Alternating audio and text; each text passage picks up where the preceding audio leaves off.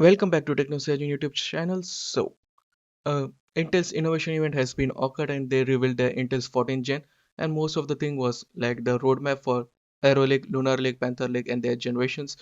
But during that event, Intel unveiled a monster CPU for servers, and it's the Intel Xeon Sierra Forest CPUs, and it is pretty insane because it comes with 144 efficiency cores, and on a single die there are two chiplets, so it's a total of 288 cores, 288 efficiency cores, and it is set to be launched in 2024. And they also said like the next generation Granite Rapids and stuff what will be there.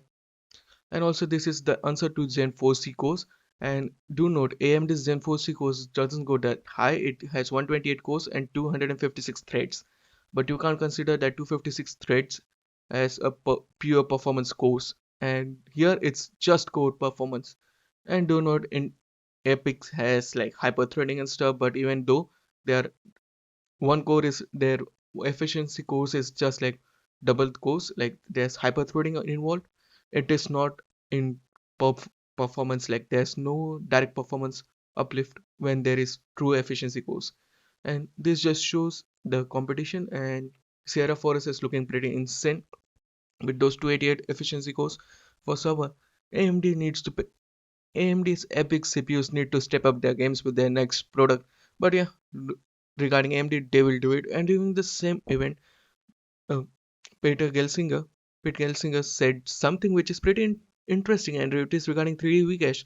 And during the interview, he said that we feel very good that we have advanced capabilities for next generation memory architecture advantage for 3D stacking, and for both little die as well as a very big packages for AI high performance servers as well. And so we have a full breadth of technologies. We will be using those for our products as well as presenting it to the foundry customers as well. So basically they are saying that 3D caching technology is in the works and it won't be available with Meteor Lake, but maybe in the future it's in the roadmap, their own 3D caching technology for their cores.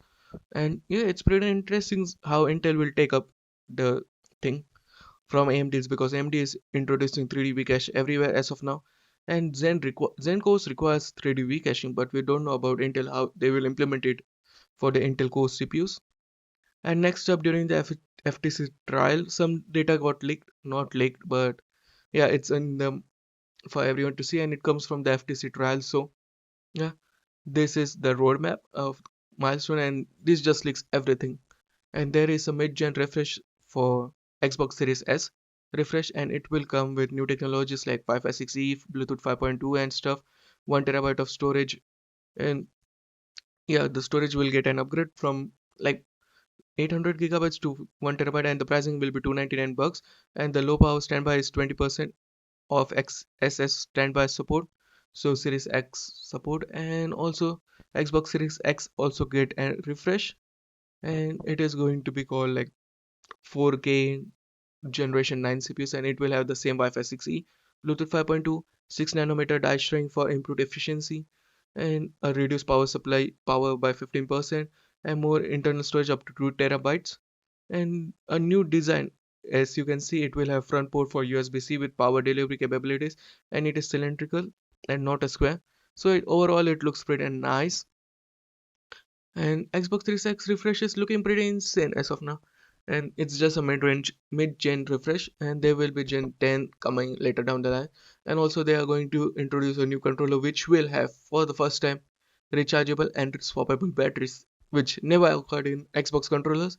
And it will have accelerometer and gyroscope functionality. So overall it looks like a pretty insane upgrade over Xbox Series X, and mostly in controller section it's looking a pretty giant leap. And during the same trial, the hybrid compute, basically next generation of Xbox has been leaked, and for the CPU they are planning for ARM 64 or Zen 6, and this just shows the Zen capabilities here. Like Zen 6 is in the works, and it will be a CPU of big dot little CPU cores. So basically AMD is going all in with big dot little design with Zen 6. So Ryzen 9000 CPUs.